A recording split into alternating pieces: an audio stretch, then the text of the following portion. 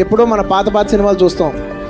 Hello brother లాంటి cinema చూసినా, గీతాంజలి లాంటి సినిమా చూసినా, ఒక గ్యాంగ్ లీడర్ చూసినా, లేదంటే ఒక శంకరభరణం చూసినా, ఏదైనా గొప్ప సినిమా చూస్తే ఆ రోజుకి ఆ సినిమా చేసిన డబ్బు ఎంత కూలిస్తే అదొక 1 కోటి ఉండొచ్చేమో. గీతాంజలి అనే సినిమా మొత్తం కలిసి 2 కోట్లు ఉండొచ్చేమో, నాకు తెలియదు. బట్ ఒక సినిమా చూసినప్పుడు ఒక గొప్ప ఫీలింగ్ ఉంటుంది కదా, ఆ ఫీలింగ్ మాత్రం ఎప్పటికీ శాశ్వతం.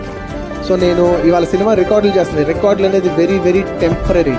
ఇవాళ నేను కొడతాను, 6 నెలల తర్వాత ఇంకోళ్ళు కొడతారు, ఒక సంవత్సరం తర్వాత ఇంకోళ్ళు కొడతారు, ఆ తర్వాత మళ్ళీ నేను ఇంకోళ్ళు కొడతాను, అలా కొడుతూనే ఉంటారు. Records is very very temporary. మీ మనసులో స్థానం ఇచ్చారు కదా.